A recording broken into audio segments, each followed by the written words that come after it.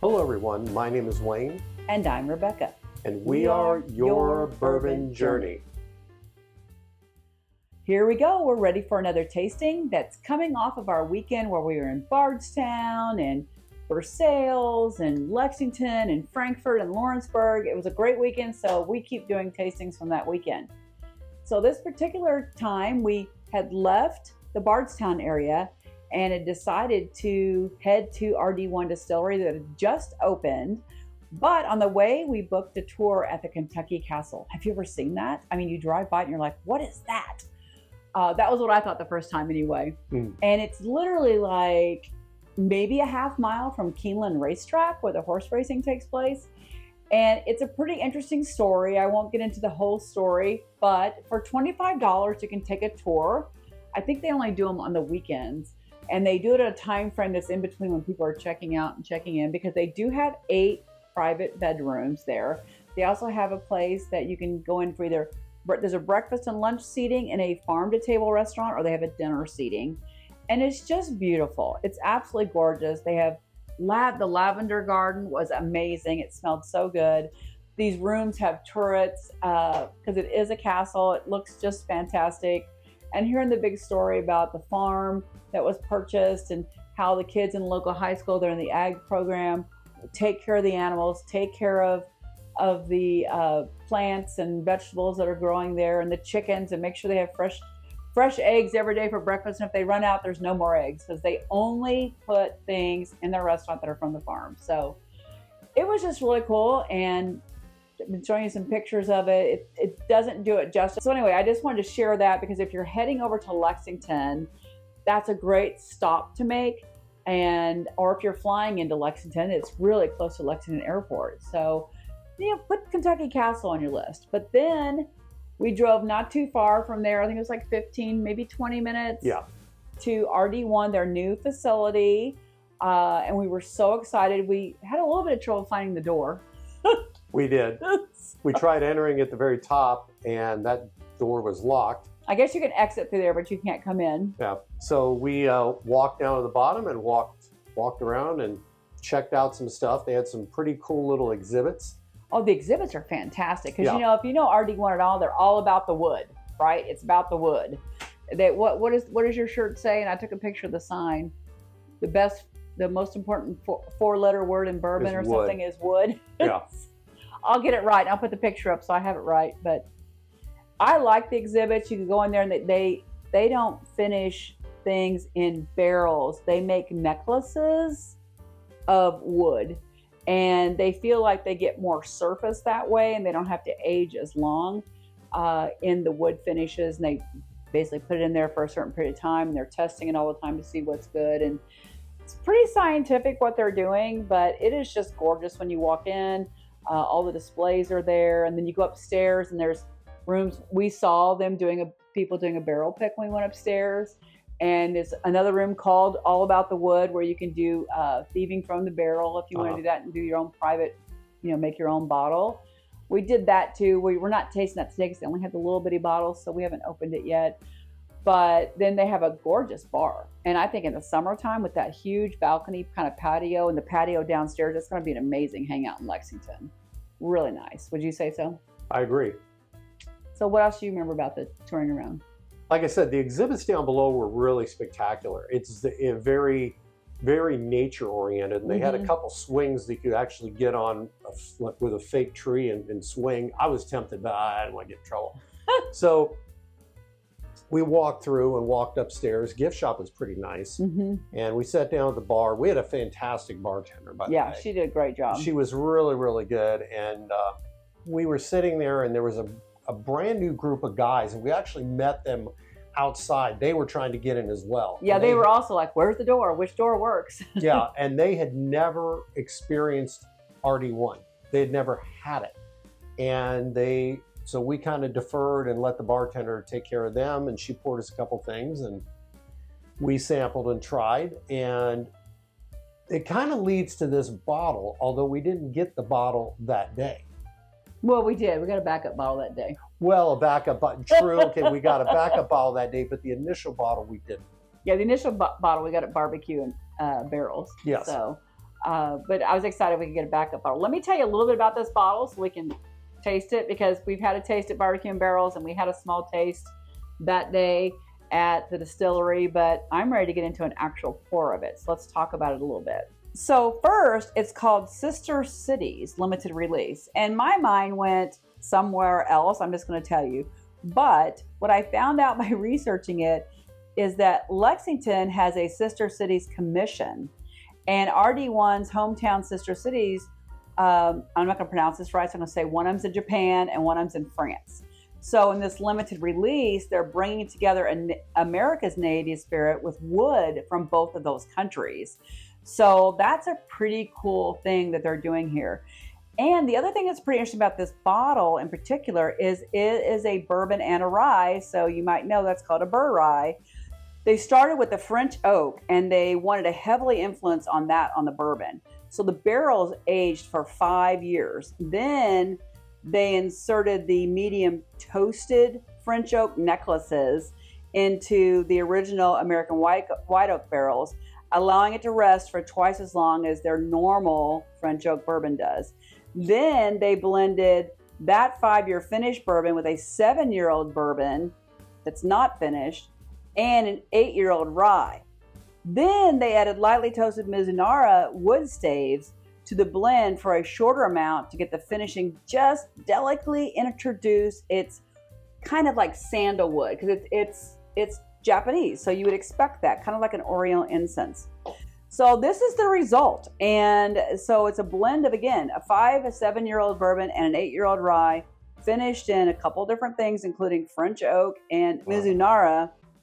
Its proof is 102, and it's got a great price point of $69.99. And we did pay that for it both at Barbecue and Barrels and at the distillery. So we're very excited with that, and to get a real pour of it today and really kind of dig into it and see if we can find those two different woods. I've only had a couple things finished in that Mizunara. One of my favorite wood finishes is French oak. So I'm very excited about that. So let's go ahead and delve into this puppy. Yeah. It's got some nice color to it. Wow, it's already got legs forming just like that. It's pretty nice. I've got a rim. Mm-hmm. We got beads. Mm-hmm. Looks pretty good. It's got a nice color. It's kind of a, I would say like a medium to dark amber. Get it out of the light. In the light, everything looks golden. You gotta kind of get it out of the light. Maybe a medium. Yeah, medium amber. Yeah. So let's check out the nose on this. I bet it's got a lot going on. Yeah. Oh wow, this smells good. This is a complex nose. I can get a little vanilla. Yeah, I'm getting the vanilla from the French oak for sure. I'm getting hints of that rye spice. I get baking spices. And then the Mizunara is supposed to be kind of like a sandalwood kind of a thing, which would, if you imagine children of the 70s and 80s, if you burned incense, that might be some of the scent you might be getting. I'm at that age, so I did burn some incense in my day. Drove my mother crazy.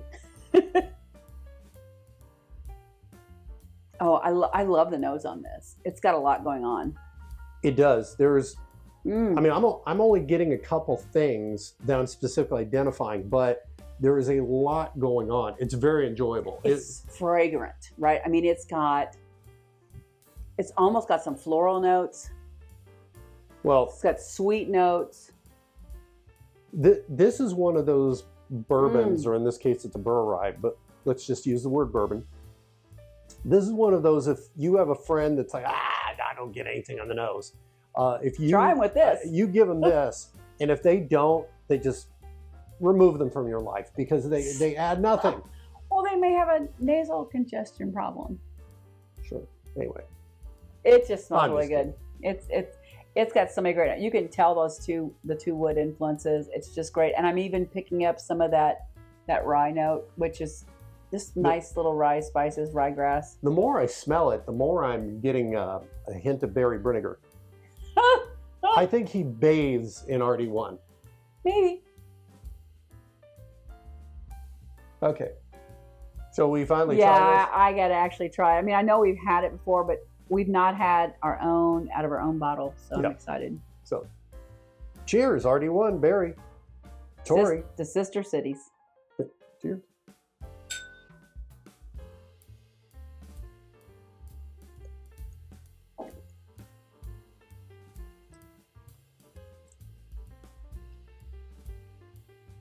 I just said that is blended so well. Because my first taste, my taste buds are just kind of like on overload. For me, it hits immediate vanilla, and it is a punch. It is good. It is telling my palate there is a lot coming your way. Yeah, I feel like the palate starts with that nice French vanilla note, which is it's got this nice creaminess to it. So that French vanilla note, and then it kind of pops over into this almost floral note from Mizunara. The M thing. I can't say it, so maybe someday I'll practice. And then you do get those spice notes from the rye too. I do. That's for me. It goes from the vanilla right to the fact that it's a burr rye, because I immediately get the rye spices that are there. They're definitely toned down a little bit by all the stuff that's going on, the Mizunara or the Misery or Mizaloo or whatever it's called. Mizunara. But in the vanilla, this is a very interesting blend. This is definitely not one you give to somebody that's a passive bourbon drinker. Well, the complexity, what's fascinating for me is my concern with this, I mean, I had the teeny tiny tastings at these events. I was concerned it was going to have too much complexity to really be able to enjoy each of the parts. Right? I was afraid it was going to just be, you put too many spices in your soup and it's just mush, right? So you have to be able to be delicate with some of that. But I think they had a really nice delicate touch with this. Because it's funny because it hits different parts of your palate. Like Wayne said, the first thing was that whole vanilla note was just coming through so strongly. And then the Mizunara, that's kind of floral notes for me. I know, what I've read up about Mizunara is it's supposed to be like sandalwood and incense, things of that nature. But that whole vibe for me is coming almost floral. Well, you're always right because you're my wife, but I would agree with that. It really, for me, it transitions to three things. It pops around. It goes to vanilla, then it goes to the rye spices, and then it finishes with this 70s hippie funk of, of incense. So let's talk about the finish a little bit, because I'm just sitting here and kind of feeling this it's like warm hug going on. You can tell it's got some age on it because the barrel notes are very pleasant. I mean, the youngest in here is 5 years old, and there's 7-year-old and 8-year-old. So that's a pretty nice. I mean, it's not an old guy in any way, shape, or form, but it's got some maturity on it. And I think that Mizunara is bringing in almost a pipe tobacco for me. Because it's got some floral notes on the finish. And usually if I'm getting a floral note on the finish, it reminds me of pipe tobacco. Pipe tobacco is a good call. I'm getting just a tad of black pepper. There's something else. I've got to figure this. On the finish, yeah. It's really enjoyable, and it's not typical. We have their whole flight, right? There are 4 core products, and we like each one of them for different reasons. We've also gotten some store barrel picks, which are quite outstanding. The experimental one we picked up, they were experimenting with cherry wood, which they've not done yet. So that we thought was really good, and we wanted a large bottle, but they didn't have labels approved yet for it, to be honest. That's why we got a little 200 milliliter bottle. But this is really interesting. But having this combination of finishes as well as bourbon and rye, this is fascinating. I think that this bottle could almost be labeled the best is yet to come. And I'm not saying it's bad right now. I think that, and we've said this about several bourbons that we've had over time, It's not done yet, and I think it's going to evolve even better. There's so much there. I think the next time we pop this open, I think it's going to be different. I think we'll still hit the vanilla and things, but I think we're going to find other little flavors that are going to be creeping into this. Very outstanding. I like their approach. I like the fact that, you know, they very carefully introduce these other woods to it. And I think that has a lot of merit because theirs was the first Averana finish that I actually liked. Yeah. And it is still probably my favorite Averana finish. We've had a couple others that were enjoyable. Most distilleries or blenders or whatever it is, finishers, do way too heavy on that. Yeah. Way too heavy. And then it becomes like I'm eating a churro, you know, and I don't want to drink a churro. And they just lightly touch it with it that is just perfect.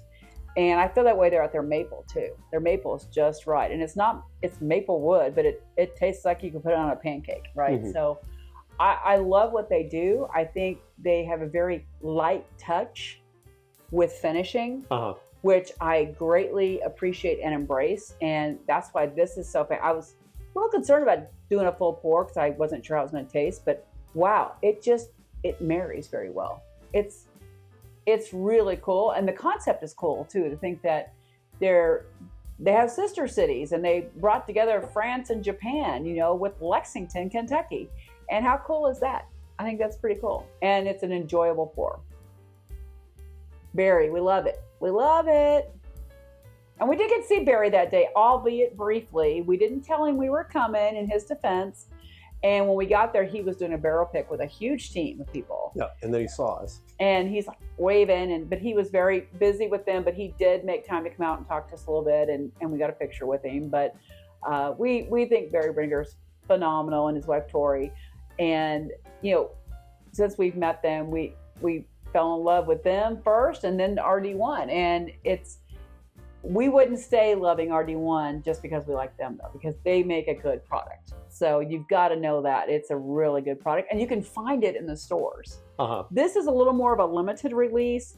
I can't remember his numbers. If you go back and watch our barbecue and barrels, he gave all the stats on this. Mr. Barry, Miss Tori, Miss Tori, how y'all doing today? We're doing good. So we're highlighting today. We've got our limited time offering of Sister Cities. This is an 8-year Kentucky straight rye with a 5- and 7-year Kentucky straight bourbon, extra finish in Mizunara wood and French oak. So you get the spice from the Mizunara wood and the sweetness from the French oak. Well-rounded pour. So from the aroma all the way to the finish, it's only $69. We have 1,500 cases that are going out to the U.S. market, and this is the very first market that I've tasted it in that you can find. If you can find this, I would absolutely pick one up. And the thing I will say about Barry and Tori, we've had an opportunity to kind of talk to them. There's people that we know, brand ambassadors and such, that we like, but we've had an opportunity to talk to them about a lot of different things. And the thing I will say about both of them is they really have a heart for people. And it's beyond even what they're selling. They have good hearts. And in business, that can be tough. You know, you have to separate business from kind of, you know, sometimes maybe being nice, you know, not being directly mean, but they really have a heart for people, and they're tremendous ambassadors for bourbon in general. If you have an opportunity to ever meet him at RD1, take the time. One of the best people we've met in this industry. Yeah. So, highly recommend this. That's the bottom line. Absolutely. Barry Brinegar, RD1, great people out there. The new distillery is so cute. It's gorgeous. Fantastic. It's just beautiful. Look forward to, in the future, coming back out. Who knows, maybe staying the night out there. Maybe we'll sleep by the still. Who knows? But anyway, cheers to all of you out there. Always remember to drink responsibly. If you like what we do, hit the subscribe button and be entertained by two people that basically love bourbon. Cheers. Cheers.